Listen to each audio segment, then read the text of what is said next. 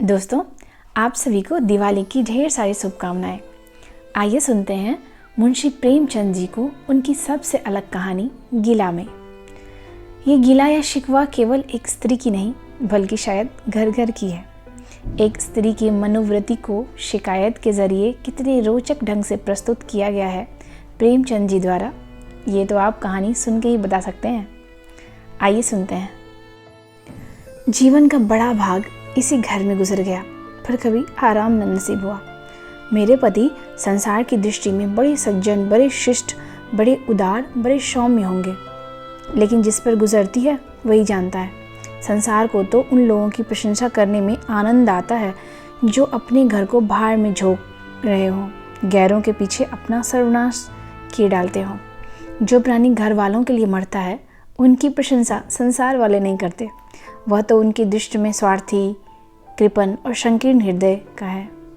इसी तरह जो लोग बाहर वाले के लिए मरते हैं उनकी प्रशंसा घर वाले क्यों करने लगे। अब इन्हीं को देखो, सारे दिन मुझे जलाया करते हैं। मैं पर्दा नहीं करती, लेकिन सौदे सुलभ के लिए बाजार जाना बुरा मालूम होता है। दोस्तों, ये कहानी जब लिखी गई थी उस समय बाहर का काम पुरुष ही किया करते थे, महिलाएं घर का काम किया करती थी। आइए आगे सुनते हैं। मैं पर्दा नहीं करती, लेकिन सौदे सुलभ के लिए बाजार जाना बुरा मालूम होता है। और इनका यह हाल है कि जो चीज़ मंगवाओ ऐसी दुकान से लाएंगे जहां कोई ग्राहक भूल कर भी ना जाता हो। ऐसी दुकानों पर ना तो चीज़ अच्छी मिलती है, ना तौल ठीक होती है, ना दाम ही उचित होते हैं। यह दोष ना होते तो दुकान बदनाम ही क्यों होती, पर इन्हें ऐसी ही गई बीती दुकानों से चीज़ें लाने का गरज है। बार बार कह दिया, साहब किसी चलती हुई दुकान से सौदे लाया करो, वहाँ माल अधिक खपता है, इसलिए ताज़ा माल आता है। पर इनकी तो टुटपंजियों से बनती है और वे इन्हें उल्टे छुरे से मोड़ते हैं। गेहूँ लाएंगे तो सारे बाजार से खराब, घुना हुआ, चावल ऐसा मोटा कि बैल भी ना पूछे, दाल में कड़ाई और कंकड़ भरे हुए, मनो लकड़ी जला डालो क्या मजाल की गले। घी लाएंगे तो आधों आध तेल या 16 आना कोकोजेम, और दरअसल घी भी एक छटांग कम। एक बार एक गहना बनवाने को दिया। मैं तो महाशय को जानती थी, इनसे पूछना व्यर्थ समझा। मैंने अपने पहचान के एक सुनार को बुलाया। संयोग से ये भी विराजमान थे। बोले, यह संप्रदाय विश्वास के योग्य नहीं, धोखा खाओगी। मैं एक सुनार को जानता हूँ, मेरे साथ का पड़ा है, बरसों साथ साथ खेले हैं, वह मेरे साथ चालबाजी नहीं कर सकता।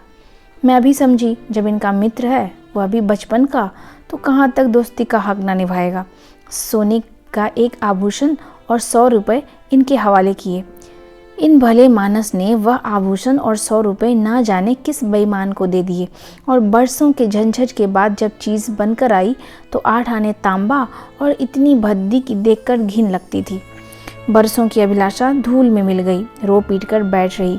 ऐसे ऐसे वफादार तो इनके मित्र हैं जिन्हें मित्र ही गर्दन पर छुरी फेरने में भी संकोच नहीं। इनकी दोस्ती भी उन्हीं लोगों से है जो जमाने भर के जद्दू, गिराकट, लंगोटी में फाग खेलने वाले हैं, जिनका उद्यम ही इन जैसे आँख के अंधों से दोस्ती गांठना है। नित्य ही एक न एक महाशय उधार मांगने के लिए सिर पर सवार रहते हैं और बिना लिए गला नहीं छोड़ते। मगर ऐसा कभी ना हुआ कि किसी ने रुपये चुकाए हों। आदमी एक बार खोकर सीखता है, 2 बार खोकर सीखता है, किंतु यह भले मानस 1000 बार खोकर भी नहीं सीखते। जब कहती हूँ रुपए तो दे आए, अब मांग क्यों नहीं लाते, क्या मर गए तुम्हारे दोस्त? ये तो बस बगले झांक कर रह जाते हैं। इनसे मित्रों को सूखा जवाब न दिया जाता है। खैर, सूखा जवाब ना दो, मैं भी नहीं कहती कि दोस्तों से वो मुरव्वती करो, मगर चिकनी चुपड़ी बातें तो बना सकते हो, बहाने बना सकते हो। किसी मित्र ने रुपए मांगे और इनके सिर पर बोझ पड़ा, बेचारा कैसे इनकार करें। आखिर लोग जान जाएंगे ही कि नहीं कि यह महाशय भी खुक्कल ही हैं। इनका कुटुंब सेवा का दावा है। इनके भाई कभी नहीं पूछते। कई भाई भतीजे होते हैं, यही बराबर उनका मुंह ताकते रहते।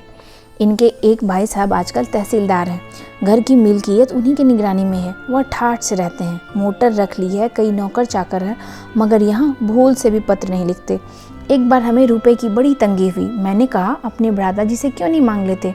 कहने लगे, उन्हें क्यों चिंता में डालूं, उनका भी तो अपना खर्च है, कौन सी बचत हो जाती होगी। जब बहुत मजबूर किया तो अब इन्होंने पत्र लिखा। मालूम नहीं पत्र में क्या लिखा या नहीं लिखा, या मुझे चकमा दे दिया, पर रुपए ना आने थे ना आए। कई दिनों बाद मैंने पूछा, कुछ जवाब आया श्रीमान के भाई साहब के दरबार से?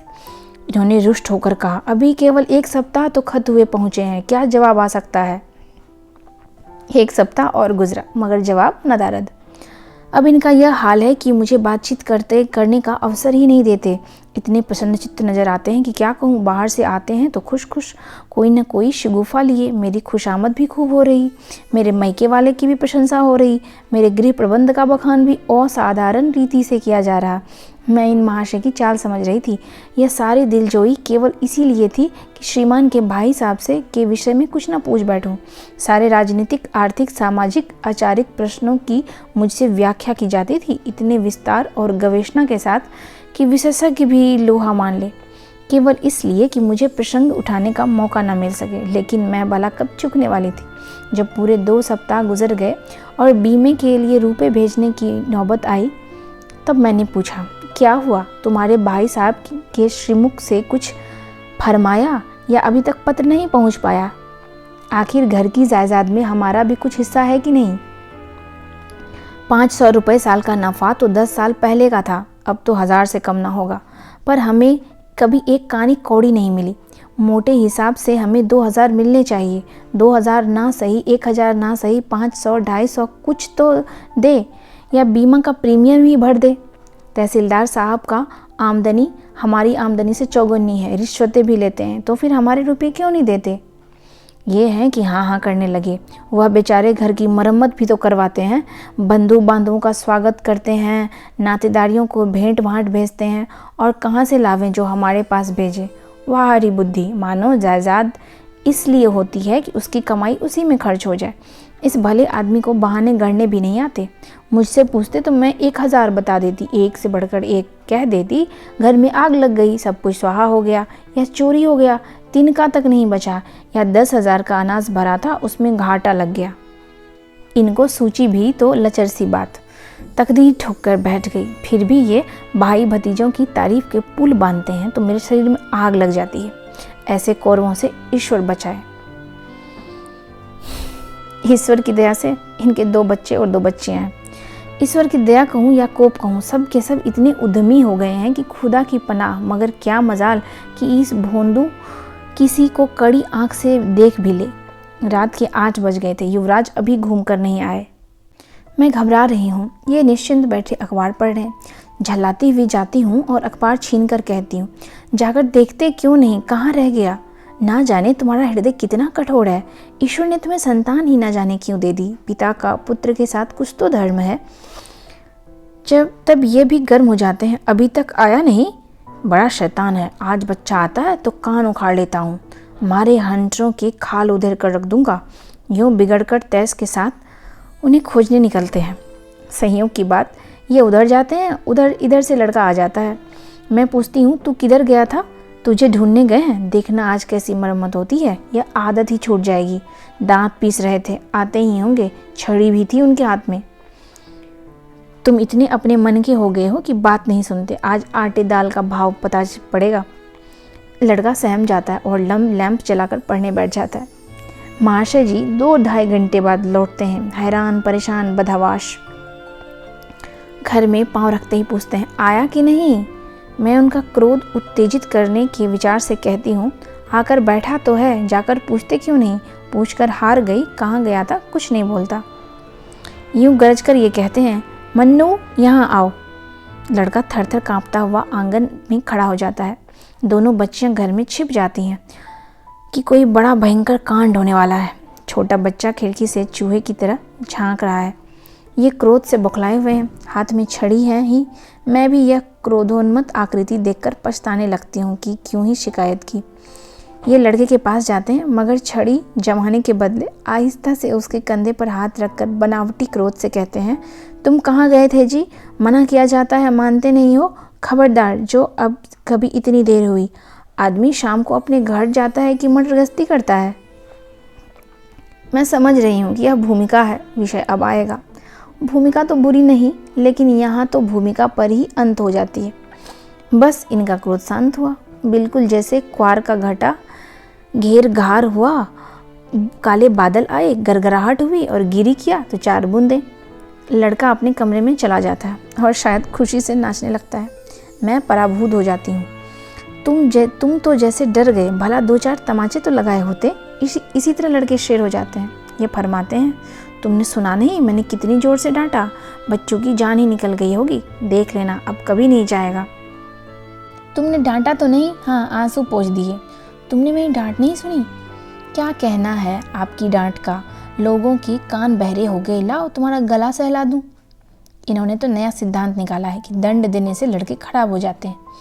इनके विचार से लड़कों को आज़ाद रहना चाहिए, उन पर किसी तरह का कानून, शासन या दबाव न होना चाहिए। इनके मत से शासन बालकों के मानसिक विकास में बाधक होता है।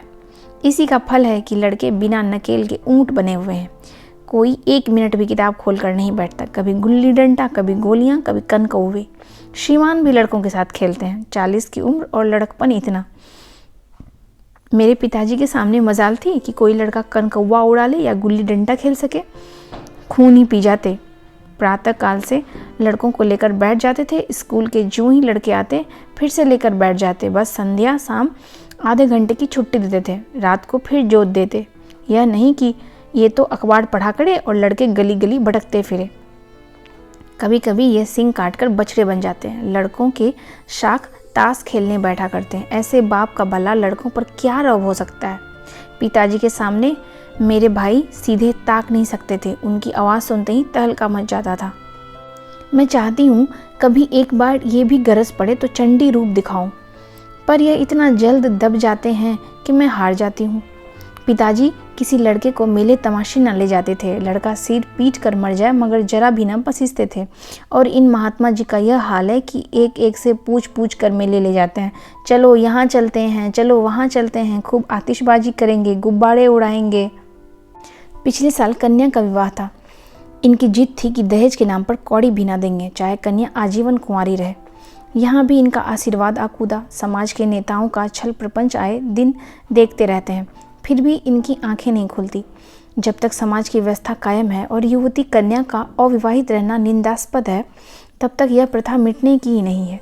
2-4 ऐसे व्यक्ति भले ही निकल आए जो दहेज के लिए हाथ ना फैलावे, लेकिन इनका परिस्थिति पर कोई असर नहीं पड़ता और कुप्रथा ज्यों की त्यों बनी हुई है। पैसों की कमी नहीं, दहेज की बुराइयों पर लेक्चर दे सकते हैं, लेकिन मिलते हुए दहेज को छोड़ देने वाला मैंने आज तक ना देखा।